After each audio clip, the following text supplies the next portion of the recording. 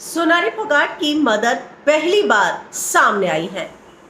उन्होंने कहा है कि मेरी बेटी को सुधीर फोगाट ने धोखा दिया है। उसके मरने के बाद मैं जब फ़ोन कर रही थी तो सोनाली का फ़ोन उठाकर मुझे कहता है कि वो सो रही है। मैं चाहती हूँ कि सीबीआई जांच होनी चाहिए। जी हाँ, सोनाली की मां संतोष ढाका ने बताया कि सुधीर सांगवान कई कारनामे कर गया है। गोवा पुलिस अभी तक आरोपी सुधीर का मुंह तक नहीं खुलवा पाई है। आरोपियों को फांसी की सजा होनी चाहिए। मेरी बेटी को न्याय मिलना चाहिए। रक्षाबंधन पर बेटी सोनाली ने रोते हुए बात की थी। उसने कहा था कि सुधीर ने पता नहीं मुझ पर क्या किया है। कभी कभी तो मुझसे खड़ा भी नहीं हुआ जाता। पता नहीं सुधीर क्या खिलाता है। बेटी को सुधीर से दूर रहने को कहा था, पता नहीं वह उससे दूर क्यों नहीं हुई। तो मां ने खुलासा किया है कि राखी के समय भी ये सारी बातें हुई थी। तब सोनाली ने मां को सुधीर के बारे में बताया था।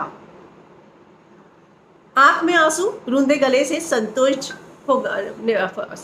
फोगाट जो कि मदर है सोनाली की, उन्होंने बताया, पता नहीं कैसे सुधीर सांगवान के चंगुल में फंस गई।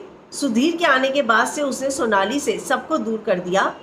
बेटी से कभी कभी बात करवाता था। 22 अगस्त की रात को बेटी से फोन कर रहा था कि शरीर में कमजोरी आ रही है, कुछ अजीब सा महसूस हो रहा है।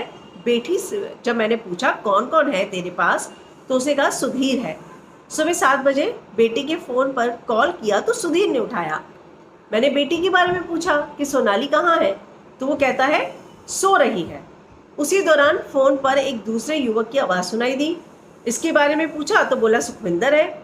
फ़ोन पर ऐसी आवाज़ें सुनाई दे रही थी कि सुधीर और सुखविंदर किसी चीज़ को उठा रहे हो। इसके बाद फ़ोन काट दिया। उनका कहना है कि नाती यशोधरा का क्या होगा। जब भी सोनाली